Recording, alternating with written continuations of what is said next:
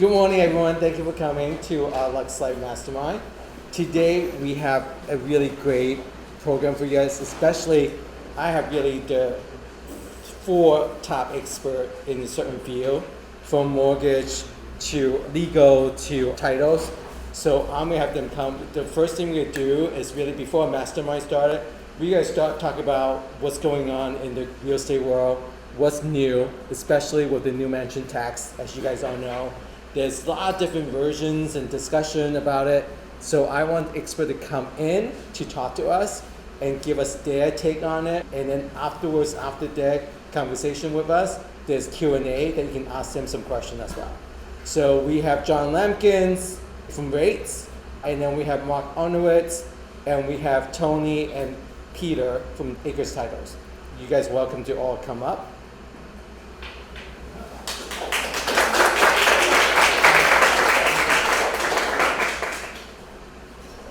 So I'm gonna let you guys really have the conversation, have the floor, and discuss what you guys think gonna make change in the real estate industry, right? I know you guys may have some paperwork things that you hand out. We can definitely hand that out.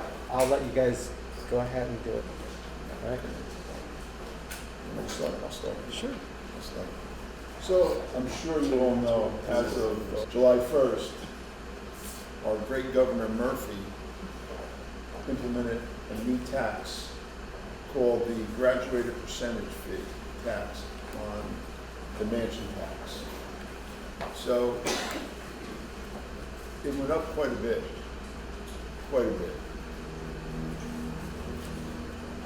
Thanks to Simon, we have nice little the stages of how it goes up.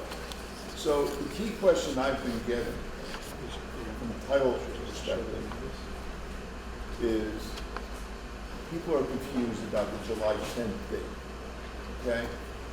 So if you have a contract that's dated prior to July 10th, the purchaser is still responsible for the mansion tax. I have people call me saying, I'm closing on July 10th. I'm not paying the mansion tax. The seller has to pay it. I go, no, that's not correct. He can apply for a refund. No, that's not correct. You can only apply for the refund if it's over $2 million. If it's under $2 million, it's the total responsibility of the purchaser. Does anyone have any questions about that yet? No? Okay. Yes, Simon. Can you repeat that? You're saying it's only about $2 million. So what happened between $1 to $2 million? So during the time of before July 10th, That responsibility falls on the buyer. that still falls on the buyer. Yeah, because pre-printed, which I'm sure you all know, in the realtor contract says that they will be responsible for the mansion tax. So when is the part that the seller can ask for the refund? Over $2 million. Only over $2 million. Over $2 million. Then he can ask for a refund, and he can get that refund up to November 15th. So I'm gonna go back to one other question. Go right ahead. So a lot of people are having questions about executed contract. Right. What does that mean? Is it under contract? Is it closed? Is it when the two parties sign? It's, I guess, Mark, I'll let you answer that one. I would say it's after attorney review. Okay. So anything before July 10th and it's under $2 million, it's the buyer's responsibility. However, I got a great question this morning that I have not gotten an answer to yet. And maybe Mark can help me with this.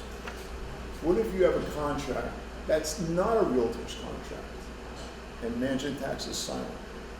I haven't gotten that question yet, but I'm actually in the middle of creating an argument for a buyer under the realtor's contract as to why you should not have to pay the mansion tax, which is quirky, and I was very much against him for the last 4 days. And then this morning I flipped it a little bit because I actually started reading the statute.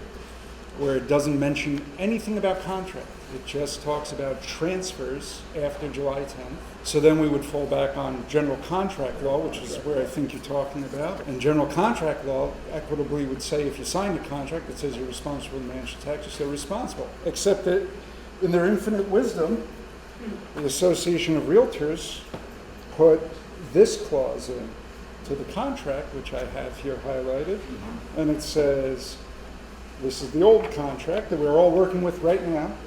If the property is used or enjoyed by not more than 4 families and the purchase price exceeds $1 million, then pursuant to NJSA 46:15-7.2, buyer will be solely responsible for payment of the fee due for the transfer of the property, which is the mansion tax in the amount of 1% of the purchase price. So a client of mine who's in the real estate industry raised the excellent question of, if it's pursuant to NJSA 46:15-7.2, which is no longer a valid statute, why do I have to get on board with this argument? Which, at least in my mind, survives a laugh test, as a litigation attorney would say, to file something in court. So now I am actually sending an attorney who represents a seller who is approaching it, I think like we all were. If you sign the contract, you're stuck with the mansion tax, and I'm saying to him, we're not going to pay it. And I'm sure this will create fun times for me for the next week. But it also just goes to show that none of this, I think, is cut and dry yet, although I do think Peter's statement that buyers will still be responsible is going to be the standard. For the attorney contract, non-realtor, where it's silent, honestly, I think I have an even better argument than this to say that buyer's not responsible, because there's nothing in that statute that talks about contracts being signed or not signed. So one thing on what Simon's question was about the refund, the way we were told, and I've been on a bunch of calls, is that if somebody went under contract and they have to pay the mansion tax, they're buying, let's say, a $1.5 million house, they have to, at closing, the buyer still has to pay the $15,000. But what we were told that the seller is also going to get hit with that fee on the new plan, but then if the deed's recorded by November, the seller can ask for the refund. All right, so you guys are telling us 2 different things. I'm just telling you. That's not the way I understand it. Anything that's up to the $2 million is the buyer's responsibility, and there is no refund. But it's got to be 1% in excess of that fee. So the 1% is the mansion tax. So that's why if someone sells and they sell for 2.5, the buyer, and it's before July 10th, the buyer will pay the 1%, the seller will pay the difference, and then the seller can apply. Correct, that's what I'm saying. That's what I'm saying. Then Yeah, the seller, but- as long as it's above the $2 million, the seller Yeah, can anything apply. in that 1%, there's no refund for that, because the state's feeling was we're already getting that money. Correct. Okay, so currently right now, let's say before the change, currently right now, seller pay 1% transfer tax, It's basically what Basically. it is. And then the buyer pays the 1% management tax. Correct. The new law is saying that now, after July 10th, now it's going to flip over to the seller side. Now, as a seller, I'm going to have to ask you this question. Now, as a seller, I still have to pay for the transfer tax and the mansion tax? Yeah, Correct. It's completely separate. Oh, wow, okay. Sounds like double dipping to me. That adds up. Yes. But not only does it add up, but you already had it highlighted. The percentages are astronomical. It's Right. Wow. And then there's one caveat that I read, Okay. is that if you're 62 and you're selling, you only have to pay 50% of the tax. I didn't see that for the mansion. I saw for RTF you get exemption, but I didn't see that for this new one. I haven't seen it yet. That's what somebody told me, that if you're 62, And the one thing you have to understand, some of this can change. Because they're changing constantly. Like I gave you a form how to apply for the refunds, the RTF3. I know that form's going to change. It's changed this morning. Yeah, It's changed. It's going to keep changing. It was handed to us walking out of our Yeah, office. It just keeps changing. But you have to give a consideration for the seller now to sign for the management tax. That's a new form. That has changed. Yeah, I printed that, and then Tony told me it's already changed Yeah. a few times. So that's the problem. I'll just give you a story. 2 of my clients are involved in a transaction in Westfield. The buyer works for the Attorney General's office in Washington. He's moving to Westfield for 2 years. He presented a great argument. I don't think he's going to win, but his argument was, so now he's paying $1.6 million. So now I have to pay the mansion tax of $1,600,000. Then when I sell in 2 years, I gotta pay the mansion tax again. That's not fair to me. It's a problem. It's a problem. You should have thought about it. Maybe you should have rented. Who knows? What are you gonna do? And the refund is for the full amount? No, No. So it's only for the difference. Okay. The 1% they keep, the difference goes back to the seller. Got If he gets it in, if he puts his application in for a Right. refund before November 15th. Passes November 15th, all bets are off. And yesterday I also had a conversation from some lawyer, Scott Terry. He was getting beat up by his client. His client was selling property. He was all upset that he had to pay the mansion tax because his contract was dated in June, but he wasn't closing until July 17th. So he thought that it's going to fall on his responsibility. I said to Scott, no, it's the buyer's responsibility. He goes, sure? I said, 100% sure. Those are the main questions, is those certain dates. You got the dates straight, you're fine. So in that scenario where it's closing next week, you're pulling the full amounts from both sides now, right? Yes, That's what we're doing. absolutely. And we Because found I'm out this getting morning, screamed at right I now know. by Yeah, my I clients know. too. we found out this morning from the company we use called Simple File. We upload our documents to them and they file them. As of 10 o'clock on July 9th, today, if your documents are not in by 10 o'clock, you're paying a new fee. Sorry, it's 12:01. 12:01. 12:01 Thursday, You're paying a new fee. tonight. Oh, so they But, made but July here's the 9th? problem I have, which I'm scared I'm probably gonna get sued. Yeah. Here's my problem. We submit documents, and then they get rejected because somebody forgot to sign something, somebody forgot to initial Initial. something. Now it goes in back after July 10th, now they're gonna want the new tax. So, is that fair to that person I held the escrow on? That the document got rejected, and now it's subject to the new tax? We're gonna try to fight that as much as we can. It is really, because documents get rejected all the time. And that's a big problem. It's a big problem. Especially this week, we have a lot of closings going on this week, which are above the $2 million rate. But they say, well, you were telling me that they were saying that it doesn't affect a lot of people, this tax, all of real estate. You know, in this area, Around here it does. everything is over $1 million. I was on a call when the mansion tax started in '04. I think they said it was affecting 2% of deals that were over $1 million. I think that number's up to 17% now. So it's affecting a lot. And you guys know the area. $1 million house is not what it used to be. It's definitely not a mansion, that's for sure. An accountant client of mine raised the excellent question of why are we paying a tax on full consideration? Why isn't the graduated tax just on the actual mansion amount? And I said, I don't know. That's a great question. I don't know why anyone's not screaming about that all these years. He said, why am I paying 1% of the total consideration, not just the amount over $1 million? That's a good question. Yeah. Yeah, I have a question, it's probably John and the rest of you, regarding the impact on cash needed to close. Because with all of this moving around, what's going to happen, like for mortgages, things like that. I think probably the good news is, good news, bad news, but it's a lot of it's going to the seller.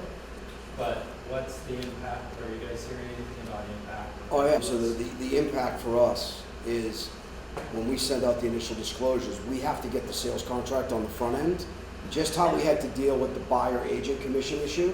So there's still buyers that are paying the commission, and if we don't disclose that on the front, then the buyer can't be charged, then we have to eat that cost. So what happens is we have to look at not only the buyer agent commission part, but I can guarantee there's gonna be deals that people are gonna make and they're gonna say, oh, the only way we're gonna get the house is if we absorb the seller's tax. Because if I'm selling like a $2 million house, there's a couple things that could happen. Number one is they might tell the buyer that we're not paying your agent a commission. We're paying all this other money. Why are we still going to pay another 2 or 2.5%? So for us, it's going to be a total pain because we're going to have to wait till we get these contracts. Clients going to be like, where are my dogs? And I'm like, I need your contract. That's what we see. But what's crazy is that Jersey's the only state. So when I was in Chicago when it went down, and I was trying to like talk to the head of underwriting, they're like, it's 1 out of 50 states. And I'm like, yeah, but it's like 90% of my business. I don't haven't thought about it from that perspective. So Mark, from your point of view, I know you're closing deals constantly. And currently right now, the buyer is having that concern that paying mansion tax versus not paying mansion tax. How are you handling with those clients right now? Well, this is the argument that I was talking about before is one buyer who really is so down the rabbit hole on it that he also reached out to the governor, the Division of Taxation. He's in the real estate industry, so he's also reached out to several of the title underwriters telling them he disagrees with their position on this. So I was left with no choice but to come up with something. For most of my other buyers, actually all of them who haven't really thought this through yet, because I think there's also still a ton of buyers who don't even know that any of this is happening yet. They're not really in the news, and they'll find out when they start getting closing statements. But for the rest of them, I think they're all pretty much on board with the concept that they knew they signed a contract that said they were paying the mansion tax, they're going to pay the mansion tax. And for the ones that don't have that in the contract, haven't had any yet, so we'll see what happens when we start closing those. I'm hoping they don't even recognize it as an issue, because honestly, it's just an aggravation that none of us needed, that they just threw down our throats for no reason. God forbid the state just said effective September 1 or January 1 or any time that would have given anyone an advance notice to be able to plan around Not the this. summer season. No. Anything but the summer season. 3 days When it notice. was 2004, because that's when I bought my house, they gave us ample time because everyone was pushing their closings before August 1st. We knew Right. when it was going to happen, and it was manageable. The way they did this is just a It was a total 10-day shit window. show. 10-day window of people screaming, I need to move my closing up. And lenders weren't clear. Even cash closings. Sellers were like, I'm not ready to close. We're scrambling. Well, I'm showing a house for the to somebody who's not under contract yet with attorney review. And that other realtor said to me, can you get out of attorney review by today? Because they're trying to stall so they're not paying attention. So that's what's happening right now. All the big houses have been taken off the market for us to see what's going to happen. And all my sellers want to increase the prices. I don't blame The other thing I find is that, John, you qualify people when they're buying the house, but how do we know that the seller has enough money to pay the mansion tax when they sell the house? Because they could be upside down. We don't know their situation. 100%. What if we look at RPR and see what the, mortgage is like and if we're upside down? I mean, how do we know that? How do we know they're going to close? And whose responsibility is that? It's not my responsibility because Yeah. I don't represent the sellers. No. But what I know these guys will do, because they've done it for me, is that if you need a lien search on a seller, they can do a quick lien search to let you know how much the seller. They've only owned for 2 years and they're going to take a hit on it because they're getting relocated. How do I know they have the $5 million house? How do they know they have $190,000 extra? We promote that all the time. And not only for this, we promote it before you take a listing. Call us, we'll run a prisoner search for you, we'll flood for you, and we get all that done for you. That way you have some It information. gives you a little idea, yeah. 'cause And you it- can go back to the seller, and it's all public records, so you're not interfering with their privacy laws, so it's fine to do, because you just don't know what And you're I gonna don't know find. who's thinking about it. I was thinking about it because this is all of my business and I need to know that. But like, So one other suggestion is if it's 10 o'clock at night and you got to get something out, I've been using homes.com a lot. I know, but if you go to homes.com and you scroll all the way to the bottom, I think their technology blows Zillow away, and they'll have a copy of the note. All right, thank you, Peter, for showing me that. I'll give Peter kudos. But so they have a copy of the mortgage, like what they took out, and if they took out even a HELOC, like even a HELOC, you don't know the balance of the HELOC, but if you go to homes.com and go to the bottom, a lot of times the last mortgage that the consumer took out is on the bottom. I'm glad we've totally been thinking about this as an issue, because I know I've been talking about it every day. There's like attorney roundtables where we all get on the same calls talking about what's going to happen when somebody's underwater because of the mansion tax. And then to answer your original point about the attorney review, so I've had, I think, 4 or 5 contracts over the last 3 or 4 days where we're now including language, both sides saying buyer's responsible for the mansion tax. And I'm saying, not say that the number, because we had an old contract for something that I'm selling for $5 million, and now it's going to be the buyer that has to pay it. So we just said the buyer is responsible for the mansion tax.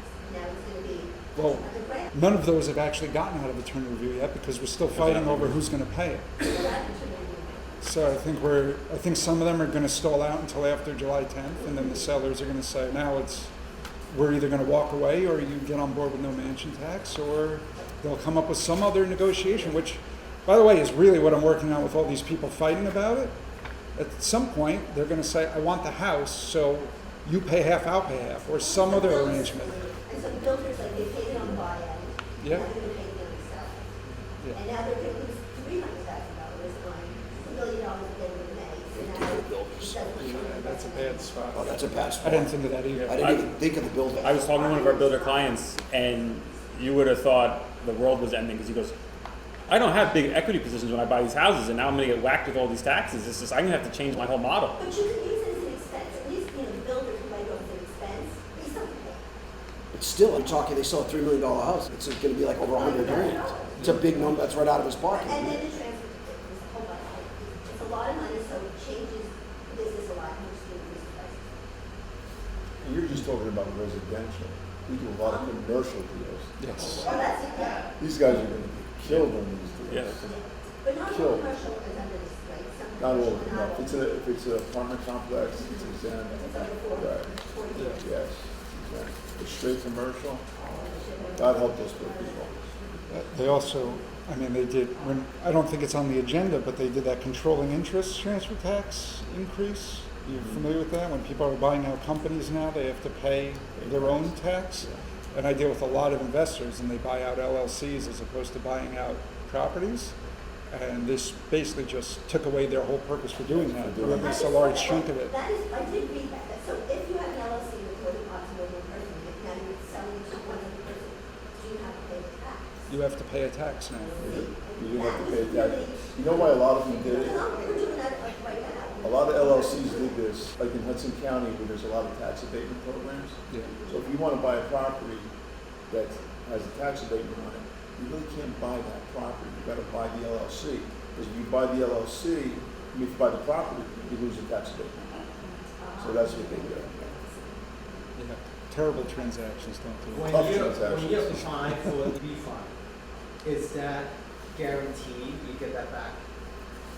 I think it's pretty much guaranteed that you're going to get it back. There's no condition, XYZ, as long as As long as you fill out the form I properly. mean, I would tell any seller, don't wait till November, do it Yeah, immediately. No, yeah, I would do because- it, yeah. Don't wait. Just Because do it as when soon we as send stuff to the state, like we have a grant program that we don't do a lot because there's income restrictions, but when we have to send stuff to the state for underwriting, we have to build in like an extra 10 days because they're so slow. Yeah. Is it a full refund that they receive, or is it a percentage? It's the breakdown of what they paid in transfer tax versus what the buyer paid. Okay. Not that they will. So are they going to be paying people back before the end of the year for tax purposes, or are they going to wait till the following year and then squeeze everybody out? Great question. That's a good question. No idea. No idea. The state can take the money, put it in Bitcoin. From an agent, See that, you know, Mark, where will you we give her are. Governor Murphy's cell number? I think we, So where We're, we are in this we're gonna area drive down there after this. We're good in the car, we're going. Dealing with crisis in this right. So we deal with multiple offers. So doing multiple offer right now currently, people have different terms and everything. Do you see having options that buyers come up with some kind of solution to able to win the house because they want the house, right? It's gonna go down to two things, either it's concessions or it's gonna go down to buyer broker compensation. Because you're asking, let's say a seller who's a $2.5 million house, paying 2.5% pension tax, plus the 1% transfer tax. right. That's 3.5%, plus the 5% seller, wherever compensation there is. So then you're asking additional for buyer broker compensation, that's gonna be really difficult, I think, from a seller perspective. Right. Yeah. So for a buyer, if they were smart, I would think that they would offer something, right? So, in my mind, right now, to get an offer on these like multiple offer scenarios, I've seen buyers offering to pay their own commissions, right? Just on the straight up way it's been.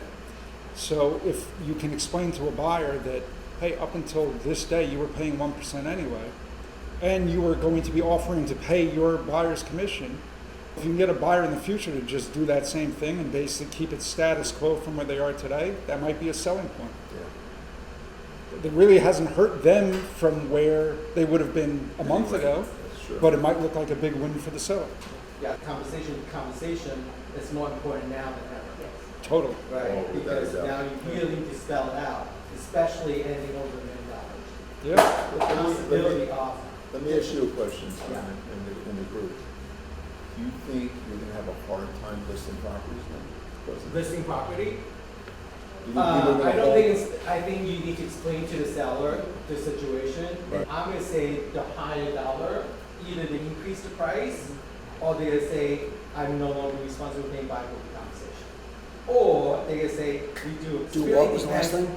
Half and half, 50/50. But that really depends on the price point, Mhm. and also depends on the seller Right. and then the buyer.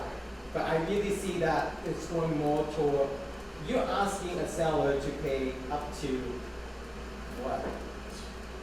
If it's $2.5 million, could go up to like 7%, 7.5%.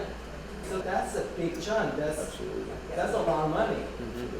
That I could put my kids through college for 2 years. Right. At a decent college. So, but I think some of the sell may hold back for the next couple of months to see what's going on. I do see that. But I think if they understand the situation Yeah. and we explain to them how you can do different things, Right. and I do see someone say, hey, I'm gonna increase my price to cover my costs for that.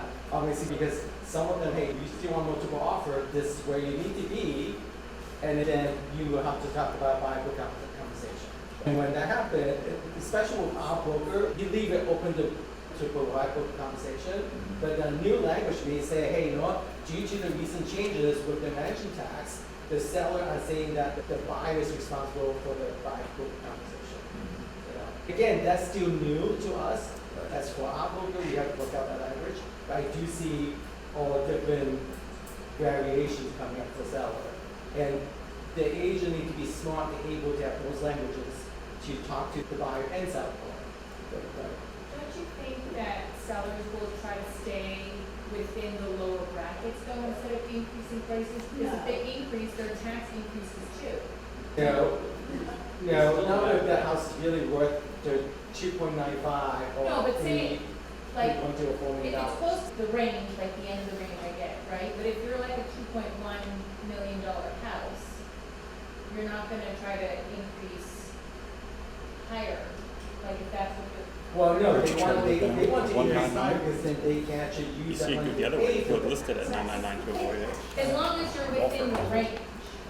Right, even 2.1, they didn't want to get every single, they didn't want to get on the seller scenario. I think there's a sweet The sellers, they spot. want to get the highest as possible, even within that range, to pay for proportional rental tax. Think about it Let's this way, say- if someone let's sells say- it for 2.1, right? Yeah. Yeah, At 2.1, it shows on that grid that it's 2% that the seller pays. yeah. So the seller's paying $42,000. So if they reduce the sales price by $199, then they're leaving money on the table. They lose 59,000. Yeah, they lose- in that scenario. Yeah. So like, I understand, I knew where you were going, but then if you think about the math, it's only gonna come into play if it's like 1.9, 1.95. I think there's a sweet spot. There's a sweet spot there. There's a sweet spot there. I think it's probably under at the 1 to 1.9 range. Maybe people go a little under $1 million, and then they avoid the tax entirely. But I think it's very small. And they said, mortgage person, said, oh no, just add to the price of the house. Appraisals, when they're $190,000 to the price of the house, it's okay for that high price, because most people don't use mortgages, so if they get it after they pay for cash. So it doesn't really affect us that way, but like, why would they say that? Doesn't that screw you guys up? That's the question You're for- afraid. I wouldn't say that. You must be talking to somebody else. That's not something that I'm. That's what they said on the webinar, on whatever, Thursday or Friday last week, when they went in. Thursday. And whoever it was from, and whoever I it was. disagree with it, yeah. And he said to add it, to the easiest way is to add it to the price of the house. And I'm like, John, the bigger question, piggybacking on that is, how do you think it's gonna affect comps? Because we're gonna see, I think, a good solid group of sellers, especially 2 million above, that are gonna add on their new tax into their price. How do you think that's gonna affect comps? Because you're comping off of. Yeah, if people do, as Laura's indicating, that they're just gonna add it to the sales price, you could see an issue for a short period of time. I'm not too concerned about appraisals because we use local people and 99% of the time, they find enough comps to make the deals work. But I I think there might be a small window, maybe from August to like, maybe November, I like had that. 4 appraisers call me last week on Friday, all asking the same questions about the basements in like, $1 million houses, whether they were underground or not. And like, we don't care for it. We're buying for cash. You gotta deal with the mortgage, that's your call. We don't care about that. As realtors, most people buy for cash for $5 million. I don't really agree with that most people buying $5 million houses are paying cash. That's Well, they're getting a mortgage, but they're buying cash on paper. When they're getting a mortgage by the time they finish, yes, most of them are getting a mortgage, but not to start off with. We don't really care, because there is no appraisal.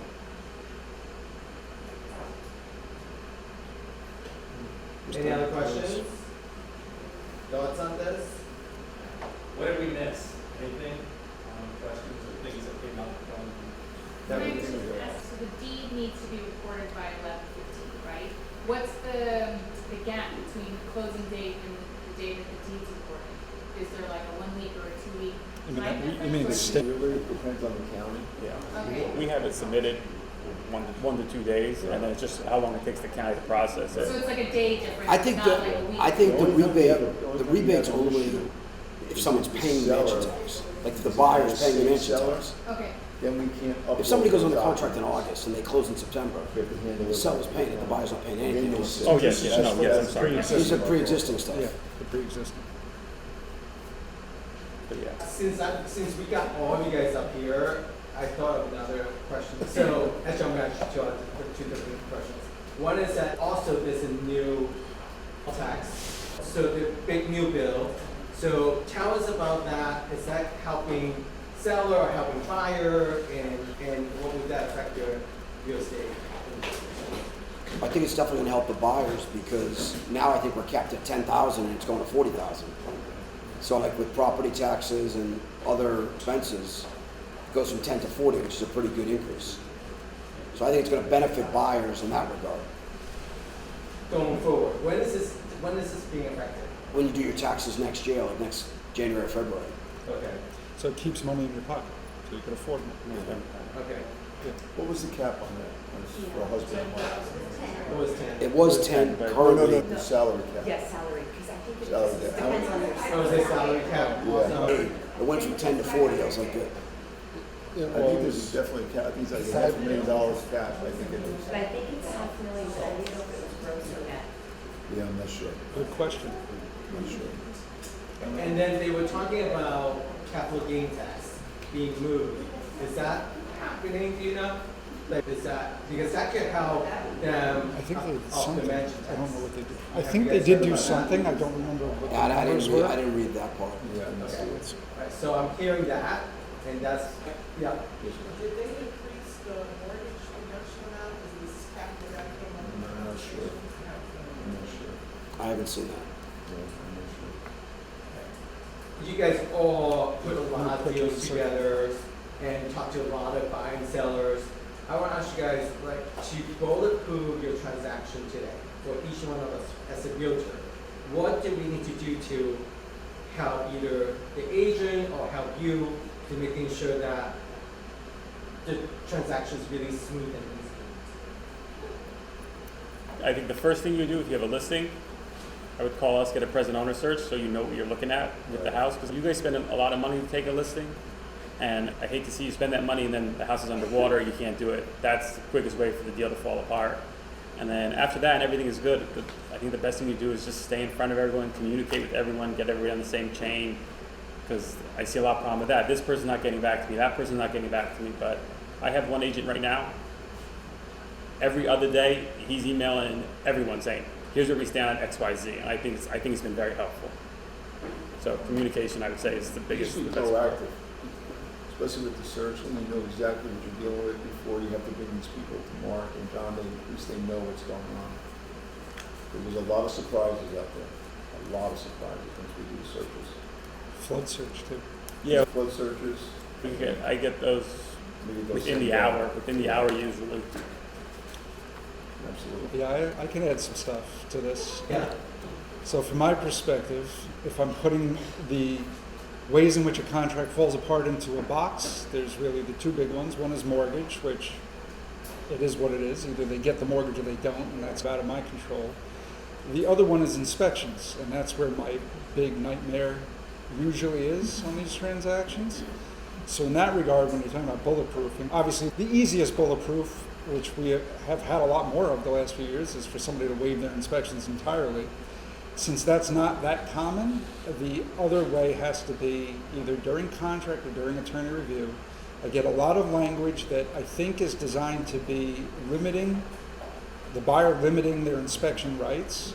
I generally find that a lot of the language creates a lot more confusion in the long term. And I think a lot of that just, if it's clear and concise up front, and it's confirmed that way during attorney review, which is where we all kind of work together on it, I think that helps a lot in keeping the deal alive long term. I think where you have these contracts where I just have agents throw in buyer limiting to structural, period. And I'm like, what am I doing with this? It comes to me and then I gotta be like, what does that mean? You're limiting your inspections to structural, your requests to structural. What sort of structural? If it comes in that the HVAC is broken, do these people think they're gonna be able to ask for it? Because the buyers generally have no idea what they're agreeing to. You can explain it 100 times, and I know you do, because they come to me and I say, didn't you discuss this with your agent? We did. Then why are you now asking me about it after the fact when I need to either sign off on this or I don't? So I think the well-written upfront contracts, particularly the paragraph 43, where it says, here is exactly what the parties are understanding as to what buyer is offering and what seller is receiving, makes the contract run much smoother long term. And it's more, again, just about the communication. Everybody being on the same page up front, so we're not trying to pull back all the agreements later. So during our multiple offer situation right now, which we're currently still seeing, that of course there's a wish list that the listing agent will provide, Yep. and will say to have waive appraisal, waive mortgage contingency, and to limit inspection to major structure operations, right? Now, do you suggest the buyer to do all of those, some of those, or none? Waiving the mortgage, I think, is really a person-by-person question. I don't know that, I think most people have to understand that if they waive their mortgage contingency and can't actually get the mortgage for some reason, and it happens, I don't know that it happens more than I think, but it happens enough, where their deposit is very clearly in play at that point. So just offering that in and of itself puts your deposit in play if you can't get the mortgage. That's cut and dry. The inspection stuff, there's a lot more gray on. I do think saying we're limiting our request to structural, operational, environmental still covers about 85% of everything that's in a house. And that's usually what I tell my clients. If you add safety on, you're basically covering 100%. And anything that's not covered in those categories, you shouldn't be asking for anyway, because it's usually a doorknob or something else that is probably inappropriate. I get a lot of we're going to waive a certain amount of money. Those I am not a fan of, but I understand the value in selling an offer. I just find it very hard to bring that to a term later, because then you get into who's putting the value on it, who's getting the estimates, who has to agree on it, how are we applying it. It's an extra layer, but I understand why people are offering it, because it gets their deals accepted. So I think if you have the opportunity to waive appraisal, waive mortgage, and limit to those 3 or 4 things, sure, I think that's a winner every time. I think people are offering it maybe when they shouldn't always offer it. So should they be, let's say for the appraisal and mortgage contingency, should they have a conversation with the lender to making sure that they can actually do this? If they want, they should have had it by the time it gets to me, and I always ask them if they've already had that conversation. Because nobody should be offering to waive a mortgage or appraisal without knowing whether they can. So John, talk to us about ratio. Let's say appraisal comes in and it's slightly underappraised, and they did an 80-20 mortgage with you. Would you ask the buyer to come in for additional costs?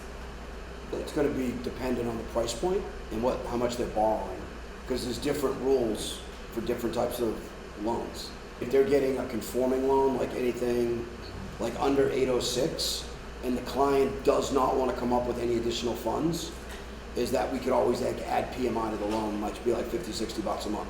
So This is like the one thing that, I'll be honest, like, the realtors just don't get, because you guys always say, oh, you gotta come to the table with more money.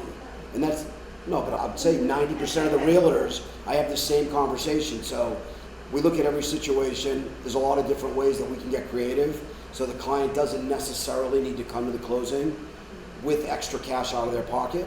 We can even do a second mortgage if we need to. So there's a lot of creative ways that the client won't get hurt. And this is all different price point, it's just up to certain price point? No, if I'm saying on the lower end, it's easier just to add PMI. I have jumbo lenders that will go up to 85% with no MI. I have other ones that will go to 89.9 with no MI.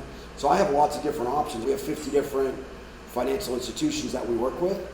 And I gotta tell you, this year, we've closed probably close to about 150 transactions already. And I've only had one deal under appraise, and it was a unique property in upstate New York. So everything's appraising. We're not really seeing any appraisal issues, so we haven't run into that.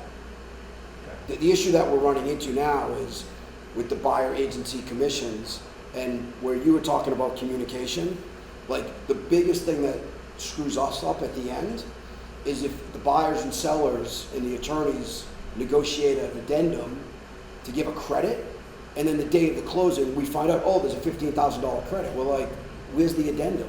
Because there's certain things that we have to do on the back end. Number one is we have to send it back to the underwriter. Number two is then we got to take that addendum and we have to send it to the appraiser too. So it's not just like something we just throw the number in there. So if you have a transaction in process, if it's with us or anybody else, the second there's any change in the price, you should notify the lender, because then what you can do is you can get creative. And I do this with a lot of agents where they know there's a credit coming. Say, hey, this can be used for your closing cost. Or if the credit exceeds their closing cost, then we say, hey, listen, and some of the attorneys, and I think you've done this before, if the credit is so big, you're like, we can't get us credit because your closing costs aren't going to be that high. So split it, price reduction, yeah. credit, and figure You out do what whatever, the- you say what the closing costs are going to be. Let's say the closing costs are going to be 30 grand, and let's say they're getting a $40,000 credit. They could take that extra 10 grand to buy down the rate, or they could take the 10 grand to reduce the sales price. Yep. And how much time do you need to have from the time you get the addendum, for you to give it to the appraiser, to the... We do it like in an hour or two, but it's like, Oh, okay. it's a pain in the ass. But That's it's why I'm saying, like, to have a smooth transaction, and then like, let's say your closing's supposed to be at 10 o'clock in the morning. We're like, listen, you guys just told us about this 5 minutes ago. I go, we gotta get there, we have to do some things. Okay, so you prefer at least a week? As soon as possible, as soon as you guys know it. I don't wanna put a date. The second you see that addendum, just forward it to your lender. Say, hey, I had a situation today, and it's with an attorney that I deal with all the time. They're trying to do a 12-day closing. We need one more document from the CPA. I just shoot the attorney a note. I'm like, hey, we still good for tomorrow. I go, I'm just waiting on one thing. And he's like, oh, we pushed the closing back because of all the inspection issues. And it was like somebody I work with a lot. I'm like, thanks for the heads up, buddy. I was like, you could have told me that. Like, we were rushing to get the deal closed in 12 days, and it's not going to close for another week or two now. So I communication think, is key. The other That wasn't takeaway me. that affects all of us about listings is to ask the buyer agent to make sure they're forwarding on the addendum as well. So I think it's a great takeaway on both ends, both for our buyers, but then also making sure, like, if they don't have the good fortune to be working with you, but we still make sure those lenders go sooner, because they're going to think of it. I've had listing agents proactively send me the addendum, like, hey, just a heads up. They already know, right? Like, when you have a good listing agent that knows the game, they'll send it out. Here's the most important thing for you, is your commission statement. I have to tell you, 75 to 80% of them are wrong. There's someone, like, we just had a closing last week. I call up the agent going, what's going on here? She goes, oh, there was a side deal, we didn't tell anybody about that. You gotta let us know what's going on with it. So make sure that your commission statements are correct, because once it closes, there's nothing we can do to help you.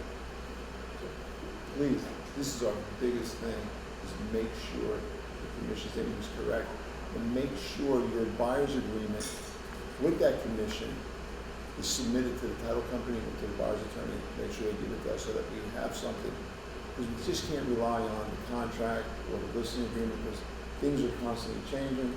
We want to make sure you get the right money at the closing table. I think this is a question for Mark. So how do you feel about chimneys and flues and as is condition of other issues? I don't feel great about it. I've never put it on, I think this is What did you say? This is only the last time someone killed you with that flip. When the chimney, went on the contract, it says chimney flues, fireplace, as is condition, with no issues. So the question was, how do I feel about the language in the contract that says chimney, flues, fireplaces, and as is condition with no known issues? And truthfully, I actually feel better if we drop the words no known issues, believe it or not. Because the minute you put in no known issues, when we have an issue, I say, you said there was no known issues, so that takes away the as is. It's an argument I make all the time. The minute the inspector says there's an issue, I say, now we have issues. You said there weren't any. You misdisclosed. Up to as is condition. I don't put no issues. If you say as is, buyer may not either inspect, which is rare, but buyer may not request anything for these items regardless of the condition, that's one thing. All right, we're at least going in eyes wide open that we've agreed to this as much as it might suck. When you say as is with no known issues, if I find an issue, I'm going to say you have now materially misrepresented that there was no issues, and I'm getting out of this deal. And as the realtor, I'm gonna go get a second level chimney inspection because you wrote that. Yeah, and it happens. But I have used it effectively, seeing that language to get out of deals. The sewer lines being. Well, that's the first law. Yes. Sewer lines. Yes. That's rough. Sewer lines That's tough. a You problem. know a realtor is someone who told homeowners to do it. I don't know who the first realtor was, but no homeowner would know to put that in a contract. If a realtor didn't tell them to do it. Well, that's, 100%. isn't that true of everything in those contracts? I don't know, I don't read those things. I know that person. So I do see a lot for fireplace chimney and flue. What I'm seeing also when you put no known issue, the buyer riders will come back, buyer generator come back and say, hey, only up to XYZ dollar. Because Sure. if it's above that, then seller is responsible for it. Yeah. So it's better Try to to do say all. not say no known issues. I think so, and just say as is, and you know you're getting it however it is. Yeah. And- Sometimes then, we'll respond and say, unless there's a structural condition that affects something else, if the chimney is falling onto a wall, What's the point of waiting? It's To 'cause- save money because they know it's an expensive thing to fix? I think it's because agents generally assume that, I think agents assume chimney contractors are coming in with, no matter whether there's a problem or not, coming in with a bill, Yeah. and that's always what I've heard. And to Mark's point of view on sewer line, that could be really costly. Yeah. Some could be cost more than the chimney, because I've done many of those, especially with older homes, anything that's between 1900 to 1950, like they all have either cast iron or clay pipe. Like Right. Montclair has a lot of clay. And I had a situation that was not fun to deal with. I had to call 3 different specialists, seller called that specialist, and then it was never, the number was never matched up, right? Because one wanted to fix like A to Z, the other said, hey, I only want to do like this section. That become a really big negotiation situation. Give me a simple So one. it's hard to write as is because you don't know and I don't know, and for you to write that, that's just tough. Yeah. Right? Yeah. Let me a simple one. Don't you think it would be a lot easier if the inspection report was done before you were out of attorney review? The New York method? Yeah. Yes. You should I be- That's what they do in absolutely, New York. I absolutely hate the way we do it in this state. Right. Because Or I would rather Are a you straight up, are you everything was negotiating- straight up due Are diligence. you negotiating the repairs with the sellers and all that stuff? Sometimes it depends on who the agents are. Right. So some agents, like agents in this room, it's more of a in tandem sort of situation, which I prefer. Right. When it's just me negotiating, Because you've it's- never been on the inside of the house, have you? no, Never. no. I know the house from the reports and from the black lines on the survey. I think it made things a lot easier. No, ideally, in my world, it would be, okay, we have a contract, you have 7, 10, 14 days to do whatever due diligence you want, tell us if you're proceeding or not. Done, right? Yeah, So I just went out to Boston, and he just sent me an update that Massachusetts now passed a law that buyers nor sellers are allowed to limit home inspections because they were waiving a lot of inspections up front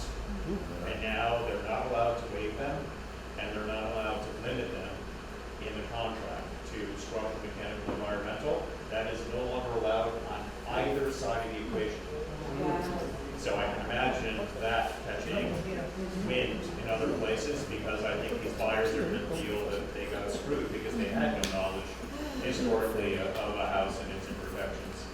So I mean, I can we're- see that happening here. The only workaround we could think about was, so you could offer the first $50,000 worth of repairs on the buyer to try to work around that new law change. But other than that, We're inching here towards, we'll call it more equitable, between the new seller disclosure requirements, the flood requirements, some of the requirements that the realtor is now under ethically with the seller's disclosure statements. I find that at least there's more information now than there ever was before, which is good and bad. It's great for buyers, but it also makes it where these contracts are a little more dicey because it allows for a lot more argument about, you said this, which was flatly wrong. And now you've misrepresented, and I'm using that to get out of deals if I need to, because I have a lot of buyers with remorse trying to get out of deals. It's weird wearing the two hats, buyer and seller, listing agent, buyer agent. You got to figure out how to get out of deals and also keep the same people in deals. Any other questions? Thank you so much for you guys, all of your time, your fun and Peter and Tony. Thank you so much. Thank you, guys. Thanks.